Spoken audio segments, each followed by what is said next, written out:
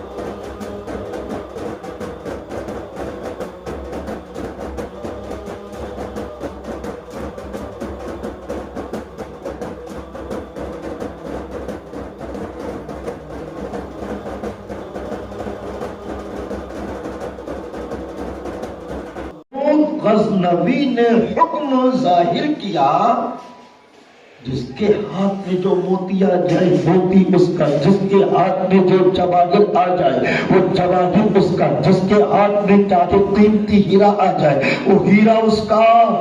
अब पूरे दरबार में जितने वो जरा जितने भी हम नशी बैठे थे सब टूट पड़े खजाने पर, इसलिए कि बादशाह का ऑर्डर था कि जो जिस खजाने पर हाथ रख दे वो उसी का है।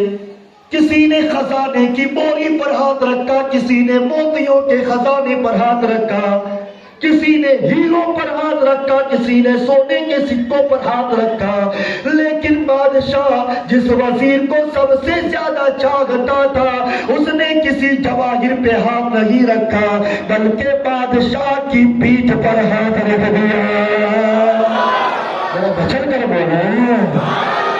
अब तमाम बेज़रा से सुल्तान महमूद ने इरशाद फरमाया, अब तमाम चाहे अपने खजाने को अपने अंदर में ले लो। जिसने हीरो पे हाथ रखा वो हीरा उसका है, जिसने मोती पे हाथ रखा वो मोती उसके है, जिसने सोने के सिक्कों पे हाथ रखा वो सोने के सिक्के उसके है। जब सबने अपने अपने कब्जे में अपने मकबूजा माल को ले लिया, क्या देखा वो चहीता वजीर न खजाने पे हाथ रखता है, न हीरे पे हाथ रखता है, न सोने के सिक्के पे हाथ रखता है, बल्कि सुल्तान महमूद की पीठ पे हाथ रखता है। अब जब साइलेंट हो जाता ये मजमा, हजरत सुल्तान महमूद गजनवी सबसे पूछते तुमने क्या लिया? उसने कहा मैंने सोना लिया।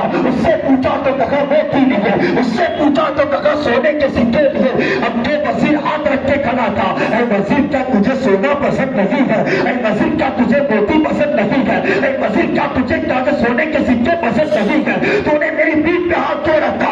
उस वक्त वजीर ने जवाब दिया, हजरत अगर मोती पे हाथ रखा तो तुम मोती आता, अगर सोने के सिक्के पे हाथ रखता तो फिर सोना मेरा होता। मैंने सुल्तान पे हाथ रख दिया है तो जितने सुल्तान की प्रॉपर्टी है वो सब मेरी है।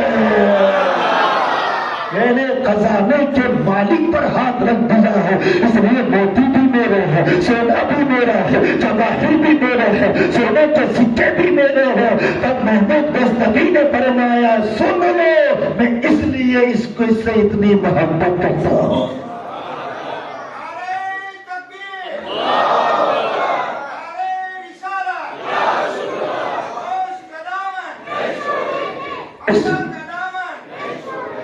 इसलिए बुजुर्गों ने तालीम दी है, जब भी बुजुर्गों के मजार पे जाओ तो उनसे ये दुआ करवाओ, ऐ सरकार बगदाद दुआ कर दीजिए, गरीब नवाज दुआ कर दीजिए, मखदूम